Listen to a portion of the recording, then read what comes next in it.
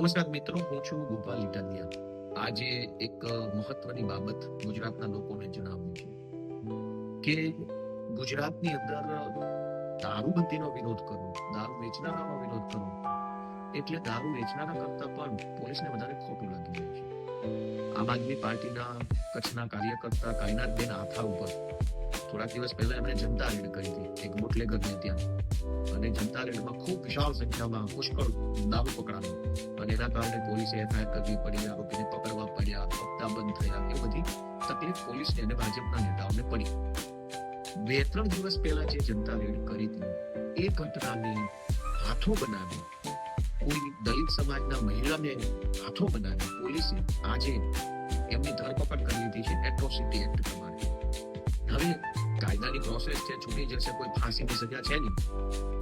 જોવાનો વિષય એ છે કે હરેશભાઈ સાવલિયા જુનાગઢના જિલ્લા પ્રમુખ ખેડૂતો માટે લડતા હતા, તો એમના વિરુદ્ધમાં પણ એટ્રોસિટીની ખોટી ફરિયાદ કરવામાં આવી. દારૂના અડ્ડા પર જનતા રેડ કરો તો પણ એટ્રોસિટીની ખોટી ફરિયાદ કરવામાં આવે છે. અમારા અન્ય આગેવાનો જે કંઈ પણ લડાઈ લડતા હોય તો એમના ઉપર પણ એટ્રોસિટીની ખોટી ફરિયાદ કરવામાં આવે છે. આ સમગ્ર બાબતમાં બે મુદ્દાઓ સમાજે ધ્યાનમાં લેવા જોઈએ. એક, કે એટ્રોસિટીની ખોટી ફરિયાદો જો પોલીસ જ કરતી હોય, પોલીસ જ દલિત સમાજના કે આદિવાસી સમાજના વ્યક્તિને હાથો બનાવી આમ આદમી પાર્ટીના કાર્યકર્તાઓને ટાર્ગેટ કરવા માટે એટ્રોસિટીની કાયદાનો દુરુપયોગ કરતા હોય તો ભવિષ્યમાં આ કાયદો બૂઠો બની જાય, અને બૂઠો બની જાય તો એનું નુકસાન સમાજના છેવાડાના વર્ગને જરૂર જાય. એટલે બધાએ બોલવું જોઈએ કાયદાનો ઉપયોગ રાજકીય વિરોધીઓને દબાવવા માટે થાય તો એનાથી રાજકીય લોકોનું કોઈ નુકસાન નથી, પણ સમાજના જે વર્ગ માટે આ કાયદો બન્યો છે એના માટે આ નુકસાન છે. બીજી વાત કે હરસંઘવી તો બહુ બોલ વચન કરે, મારી બહેનો આમ, મારી બહેનો તેમ.